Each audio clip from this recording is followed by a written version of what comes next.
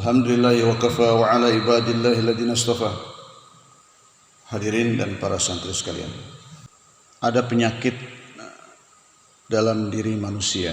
Penyakit itu kalau hilang dia akan berjaya dimanapun dia berada. Tapi selama penyakit itu masih ada, siapapun dia, dimanapun dia berada, dia akan gagal. Hidupnya tidak akan bisa meraih kebahagiaan dan keselamatan, baik di dunia maupun di akhirat. Apa penyakit itu? Yaitu manusia cenderung terkesan dengan keadaan, dan mereka buat amal mengikuti keadaan, buat amal sambil riayat keadaan. Riayat itu artinya sambil melihat, menjaga, mengontrol keadaan. Keadaannya menguntungkan, dia buat amal. Keadaan tidak menguntungkan, dia tinggalkan amal. Lagi mood, keadaannya buat amal. Lagi tidak mood, tidak buat amal. Ya. Makanya penyakit ini ada pada santri kita juga. Jadi kalau ada santri yang ngomong, "Maulana, saya minta izin pulang dulu cari ketenangan." Apakah ada di rumah ketenangan? Syaitan punya tipu daya itu. Ketenangan hanya ada di dalam zikrullah. Ketenangan hanya ada di dalam ketaatan kepada Allah. Jadi kalau kita merasa tenang di luar pondok, itu salah. Itu penyakit itu. Oh iya, kalau kita di pondok tidak bisa pegang-pegang HP. Kalau di rumah pegang-pegang HP. Jadi kenikmatan dalam kesia-siaan, kenikmatan dalam kemaksiatan adalah tiang gantung yang dilumuri dengan madu. Kenikmatan minum air madu sedangkan leher kita digantung dan air madu itu ada di tali tambang atau ada di pohon yang tergantung. Semakin kita julurkan kepala kita ke atas untuk lebih banyak mendapatkan air madu, semakin tercekik leher kita. Jadi kalau ada bisikan dalam diri kalian, mau istirahat dulu, cari ketenangan, pulang ke rumah karena ada masalah dengan teman. Loh, masalah dengan teman itu memunculkan keadaan hati kamu gelisah, bertobat kepada Allah. Karena hubungan yang tidak baik antara kamu dengan teman kamu itu karena hubungan kamu tidak baik dengan Allah. Begitu cara menilainya. Man aslaha bainahu wa bainallah, aslallah bainahu wa bainan nas. Siapa yang memperbaiki hubungannya dengan Allah, Allah akan perbaiki hubungan satu dengan yang lain. Jadi ini penyakit pada manusia secara umum. Buat amal melihat keadaan, terkesan dengan keadaan, sehingga buat amal berdasarkan keadaan. Padahal keadaan itu terbentuk dengan amal. Jadi kalau amalan kamu baik, keadaan yang datang dalam kehidupan kamu baik. Kalau amal kamu rusak, maka datanglah keadaan yang rusak.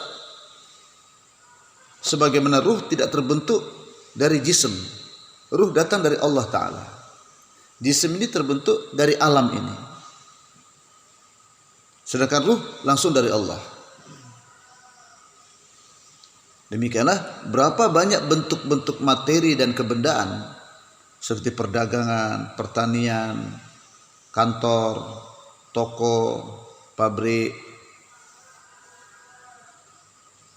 Nah, adanya benda-benda ini, semakin banyak benda-benda ini kita miliki, tidak akan memperbaiki keadaan kita. Karena keadaan itu datang dari Allah. Nah, kalian juga di pondok ini banyak duit, pakaian bagus, makanan enak, fasilitas pondok mewah, pakaian ada laundry, dicucikan, tinggal bayar duit.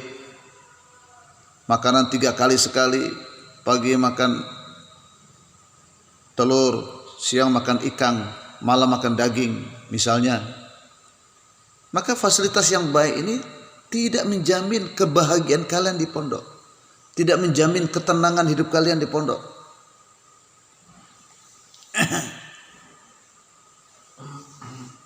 Jadi mindset ini tidak benar. Kalau uang kita banyak, omset kita jutaan atau miliaran, hidup kita bahagia. Tapi kalau kita nggak punya duit untuk beli makanan hari ini, hidup kita jadi sengsara. Itu tidak benar. Kalau kita ada makanan, keadaan saya jadi rusak, tidak. Allah jadikan keadaan manusia mengikuti amalan manusia. Allah menjadikan keadaan kita mengikuti apa? Amalan kita. Mengikuti amalan kita. Kalau rusak amalan suatu kaum, maka rusak juga keadaannya. Allah akan rusak keadaannya. Walaupun dia memiliki fasilitas kehidupan yang mewah, yang bagus, tetap dia tidak tenang hidup. Kenapa? Karena rusaknya amalannya. Tapi kalau baik amalannya, Allah akan perbaiki keadaannya. Walaupun fasilitasnya tidak banyak, tidak ada uang, walaupun makan cuma dengan tempe aja, makan dengan sayur aja, tidak pakai lauk, tapi ada ketenangan dalam hati. Allah akan perbaiki keadaan. Tapi kalau amalan rusak, maka melihat rusaknya keadaan terus memperbanyak materi, karena merasa keadaan rusak itu karena kurangnya materi. Maka semakin banyak usaha untuk menghasilkan materi yang banyak, semakin rusak keadaan. Dan keadaan yang berikutnya akan lebih rusak daripada keadaan yang sekarang. Sampai masuk kubur, keadaan di kubur lebih rusak daripada keadaan di dunia. Di alam mahsyar, keadaan di alam mahsyar lebih rusak daripada keadaan di kubur dan di dunia. Di nasyar, di mizan, di sirat lebih rusak daripada keadaan di mahsyar, di kubur dan di dunia. Sampai ujungnya masuk neraka, lebih parah lagi. Semoga Allah selamatkan kita. Nah, keadaan yang semakin rusak itu apa hikmahnya? Hikmahnya supaya mata manusia terbuka. Bahwa ternyata usaha saya menghasilkan benda-benda dan materi ini tidak memperbaiki keadaan saya. Ternyata keadaan saya makin rusak. Maka banting setir. Jangan fokus untuk meningkatkan materi, memperbaiki materi, tapi kita perlu memperbaiki apa? Amal. Memperbaiki apa? Amal. Karena keadaan saya semakin rusak ini. Sudah uang makin banyak keluar, tapi keadaan tidak baik-baik. Maka banting setir. Bukan perbaiki materi, tapi perbaiki apa? Perbaiki amal.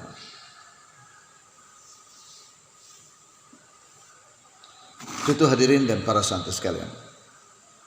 Mubarak insan wohe. Manusia yang penuh dengan keberkahan dalam hidupnya. Bila terbuka perkara ini, hakikat ini dalam hatinya. Bahwa keadaan itu terbentuk dengan apa? Keadaan terbentuk dengan apa?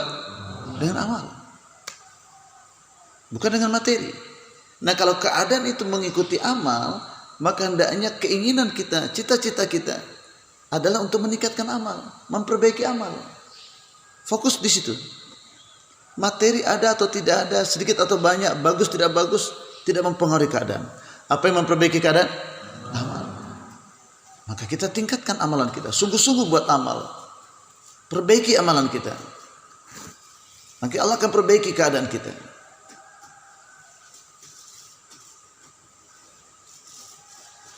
Sehingga kita tidak akan buat amal mengikuti keadaan. Orang yang penuh dengan keberkah kehidupannya, setiap datang keadaan, datang masalah, dia berpikir lebih dulu, keadaan ini di tangan siapa? Tangan Allah. Masalah ini di tangan siapa? Di tangan Allah. Maka dia tidak terkesan dengan keadaan. Dia akan melihat apa maunya Allah pada keadaan ini. Apa maunya Allah pada saat ini. Maka dia buat usaha yang benar. Karena dia yakin bahwa Allah perbaiki keadaan kita dengan amal. Maka dia buat usaha yang benar. Maka kalau sudah betul usahanya, Allah akan berikan hasilnya. Usaha yang betul memperbaiki apa? Memperbaiki amal. Maka dengan baiknya amalan dia, Allah perbaiki keadaannya, Allah rubah keadaannya. Nah hadirin Bapak Saudara dan para santri sekalian, manusia terdiri pada dua unsur, unsur jasmani dan unsur rohani. Manusia gabungan daripada dua unsur. Unsur apa? Jasmani dan rohani. Jisim manusia ini kelihatan dan takazah pada jasad, rasa lapar, rasa haus, rasa ingin kawin, pengen punya rumah, pengen punya anak, pengen punya pakaian, pengen punya kendaraan.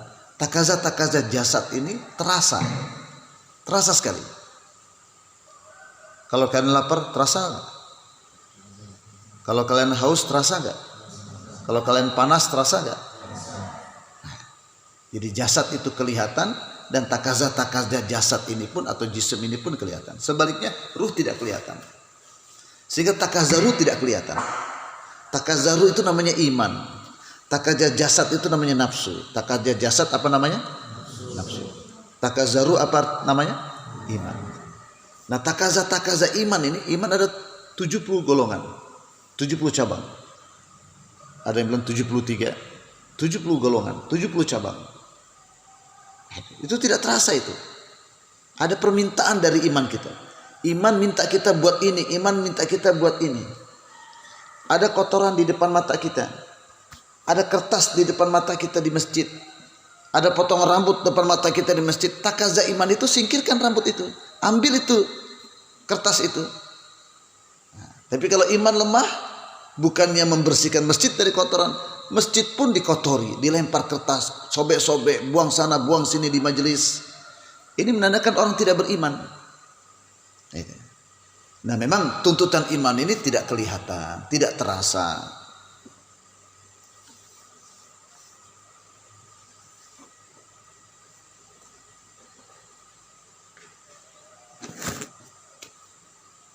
Kenapa? Karena jisim ini bersumber dari alam, maka tuntutan-tuntutan takazah jisim pun Allah sempurnakan dari alam ini. Nah, seandainya manusia selalu memikirkan takazah jisimnya, yaitu nafsunya, memenuhi nafsunya, maka manusia akan cenderung kepada dunia. Dan nafsu manusia selalu memalingkan manusia dari Allah kepada dunia ini. Nah, itu. Jadi berat ini. Allah letakkan dalam kita itu nafsu. Nah nafsu ini, takazah jisim ini, kalau dipenuhi terus, cari uang, dapat uang untuk bangun rumah, dapat uang untuk beli baju, dapat uang untuk beli makanan sudah dibeli yang enak-enak, kendaraan ganti-ganti, beli HP ganti-ganti. Kalau itu terus kita ikuti kemauan nafsu, maka memang akhirnya nafsu ini akan memalingkan kita dari Allah. Ya, akan terus cenderung kepada dunia. Akhirnya apa yang terjadi? Yang terjadi ruh kita akan hitam. Ada kezulumatan, ada zulumat dalam ruh kita. Dan akhirnya ruh kita berbau karena dia berpaling dari Allah. Allah itu nur. Maka ruh tidak mendapatkan nur, ruh akhirnya mendapatkan kegelapan. Kalau matahari terbenam, apa yang terjadi? Kegelapan. Demikianlah kalau ruh tidak mendapatkan nurnya Allah, maka ruh ini akan datang kegelapan. Kalau gelap, muncul bau busuk, hitam, ruh akan rusak.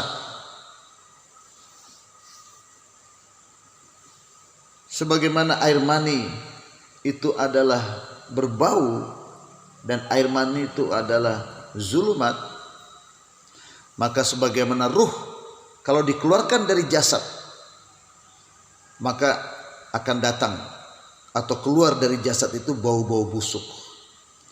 Dan kemudian cacing-cacing mulai mengisi tubuh kita, perut kita, kepala kita.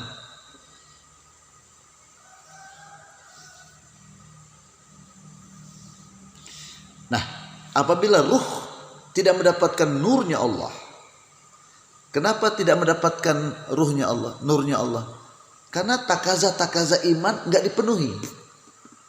Majelis iman tidak mau ikut, dalam bayan tidur, kemudian waktu zikir tidur, waktu ta'lim zikir, ta'lim bermain-main, waktu ta'lim tidak ta'lim, waktu dakwah tidak dakwah, terus sibuk dengan makan, minum, tidur, bangun rumah, cari uang, makan sana, makan sini, makan enak.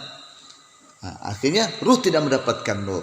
Karena ruh tidak mendapatkan nur, ruh akhirnya gelap, zulumat. Nah, sehingga bau busuk mulai keluar seperti jasad. Kalau ruh sudah diambil, maka jasad ini akan datang bau busuknya dan akan mulai dihinggapi dengan cacing-cacing, ya kan?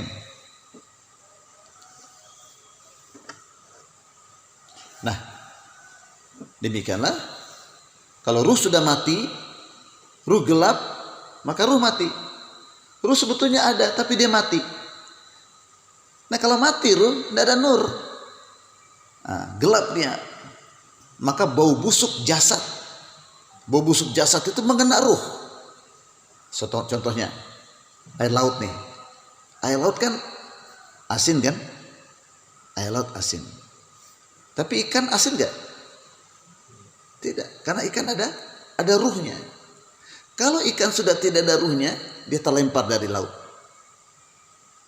Dia tidak layak menghuni lautan lagi. Kenapa? Busuk nanti. Kalau ikan tidak ada ruhnya, apa yang terjadi? Busuk nanti.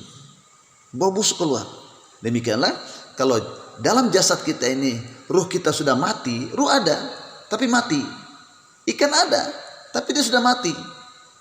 Nah, kalau ruh sudah mati, maka jism yang asalnya adalah busuk, ya kan? Dia akan mengena busuknya itu kepada ruh.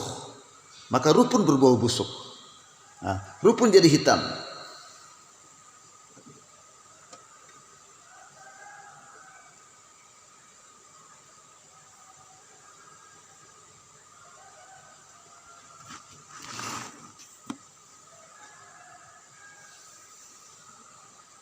Demikianlah hadirin dan para santri sekalian.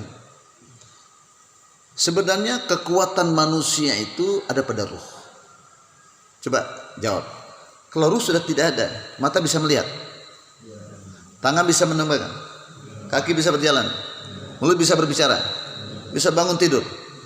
Berarti kekuatan anggota tubuh manusia itu asalnya kekuatan dari mana? Ruh. Nah, kalau kekuatan ini digunakan hanya untuk keperluan nafsu dan syahwat, makan-makan, minum-minum, tidur-tidur, jalan-jalan, bangun rumah, ganti-ganti HP, ganti-ganti mebel, ganti-ganti mobil, jalan-jalan terus ke sana kemari, nyanyi-nyanyi, joget-joget, nonton-nonton, hanya itu saja. Maka bau jism, bau tubuh ini akan mengena ruh. Kalau terus-menerus hanya mencari keperluan-keperluan dan memenuhi nafsu dan syahwat, jadi usaha-usaha manusia hanya terfokus pada keperluan dan berlebihan, akhirnya masuk kepada nafsu dan syahwat. Ini akan menghitamkan ruh, akan menimbulkan bau busuk pada ruh, karena ruhnya mati. Dan asalnya jasad ini dia gelap. Asalnya jasad kita itu adalah bau. Tapi karena ada ruh, dia tidak bau. Nah, coba lihat air yang tergenang. Air yang tergenang itu dia bau, tumpukan bau di situ. Tapi kalau dia bergerak, berjalan, makin kencang seperti lautan, dia tidak akan berbau. Nah, jasad ini dia asalnya hitam, asalnya bau. Tapi karena ada ruh, dia mendapatkan cahaya, mendapatkan nur dari ruh itu. Dia jadi hidup. Tapi kalau ruh sudah pergi, diangkat, dicabut, nah mulai kelihatan asalnya jasad itu. Bau dan busuk. Hitam. Maka karena Allah nampakkan itu orang yang mati itu wajahnya hitam. Asalnya begitu. Nah, kalau ruh tidak diberikan makanannya, tidak mendengarkan nasihat-nasihat, tidak mendengarkan ayat-ayat, hadis-hadis Nabi, hanya jism yang dipenuhi keinginannya, itu mengarah kepada keperluan-keperluan dunia ini. Akhirnya Ruh terkalahkan dengan nafsu. Nafsu yang menguasai jasad. Akhirnya ruh mati. Dengan matinya ruh, asalnya jasad yang hitam itu mengena ruh. Ruh jadi hitam. Asalnya jasad adalah hitam, bau, masuk kepada ruh. Ruh pun berbau busuk. Sehingga ruh hitam dan ruh mati. Ruh ada tapi dia mati. Nah, sebagaimana jasad.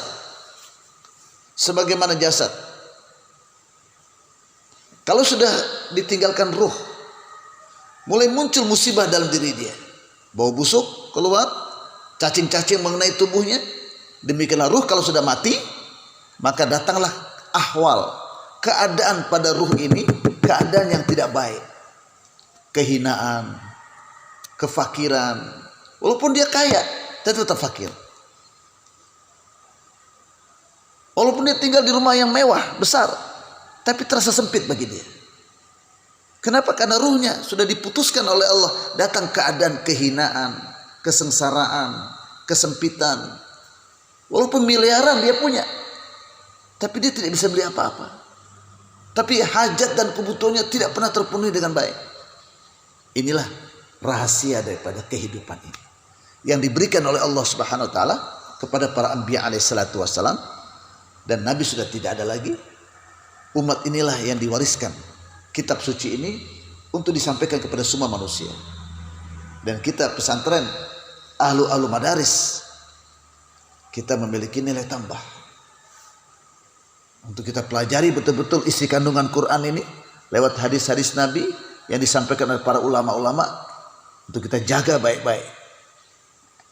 Kita hadirkan hadis Nabi, nadarallahu imra'an sami'a maqalati fawa'aha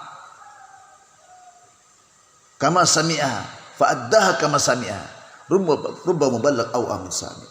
Semoga Allah cucuri rahmat kepada orang yang mendengarkan hadis-hadisku, dia jaga itu hadis dengan baik dan dia sampaikan seperti mana dia dengarkan.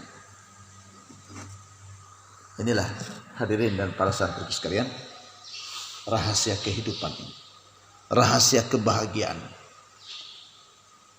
dan kesengsaraan di mana sebetulnya. Bergantung baiknya amal. Amal kita baik, keadaan Allah perbaiki. Amal kita rusak, keadaan jadi rusak. Hubungan yang tidak baik antara santri satu dengan yang lain, hubungan tidak baik antara suami istri, hubungan tidak baik dengan tetangga, hubungan tidak baik antara raja dengan rakyatnya, pemimpin dengan rakyatnya, itu semua karena rusaknya amal. Dan rusaknya amal karena rusaknya ruh. Untuk itu usaha kita untuk menguatkan ruhani kita, memberikan masukan menu ruhani, hendaknya lebih dibandingkan dengan kita memperhatikan jasmani kita. Wa sallallahu ala khairi sayyidina Muhammadin nabiyil ummi wa ala alihi wa barik wasallam. Subhana rabbika rabbil izzati amma yasifun wa salamun alal mursalin walhamdulillahi rabbil alamin.